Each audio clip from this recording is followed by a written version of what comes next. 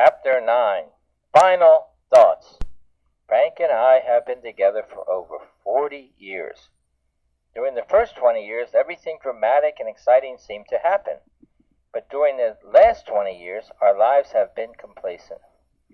I could have written this story 20 years ago, and it probably would have been exactly the same as the story that I wrote now.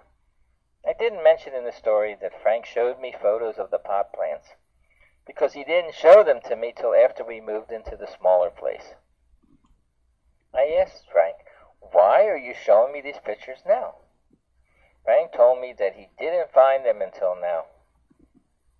These pictures showed Frank in jeans with a dark beard in his mom's backyard surrounded by the tomato and pot plants.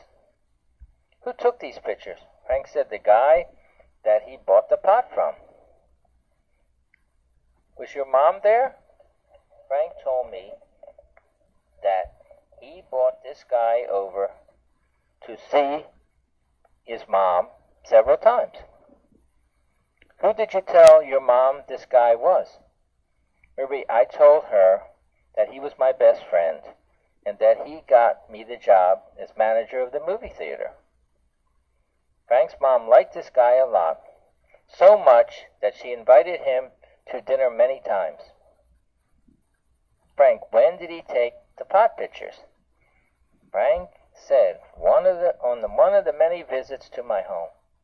Marie, I told my mom that I wanted to show him the tomato plants, which was right before we put out the pot plants in the trash.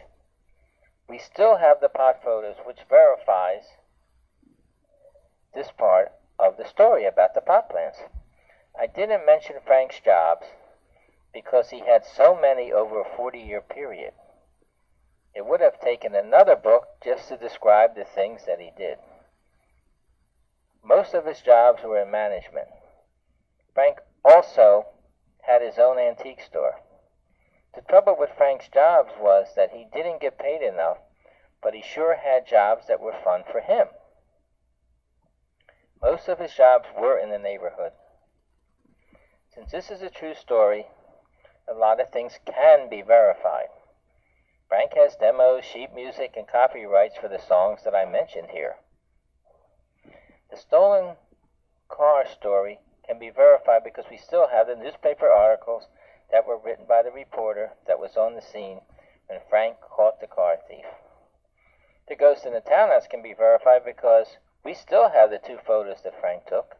Frank also still has the bill for the iron bars that were put on the windows and doors after the guy broke in.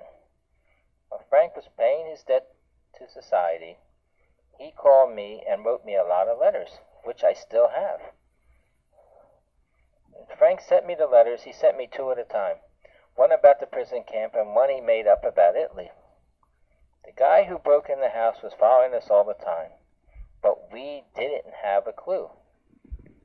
He was attracted by the big diamond that I was wearing everywhere.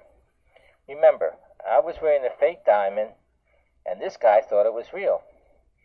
This part of the story happened after we cleansed the house of the friendly ghost. I want to clear something up here. We never saw a ghost or an apparition, but we did experience strange events which we thought at first was the result of an aging house. Remember, Frank used outdated film which captured an image of our ghost which we decided the ghost wanted us to see, which made Frank investigate with the neighbors and found out what happened. This gave us closure, and the ghost could now rest in peace. I would like to let you know about Frank's songwriting.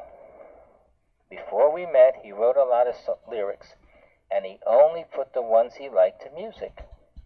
The songwriting stopped after Frank met me. The songs that he wrote had meaning, and we still listen to his songs all the time. Our favorite song, you guessed it, is Real Diamond.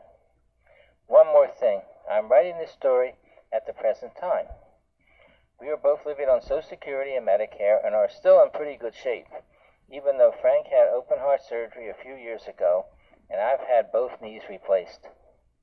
I guess you are probably wondering what happened to the fake diamond. It was stolen by an aide who was filling in for the regular aide who was out sick. This incident happened right before I finished writing the story. When I told Frank, he said, "Marie, do you want to get me to get you another fake diamond?" I told Frank that I think that this was a good way to end the story about a real diamond with the theft of the fake diamond. My niece Olga has helped me in making this book come to fruition.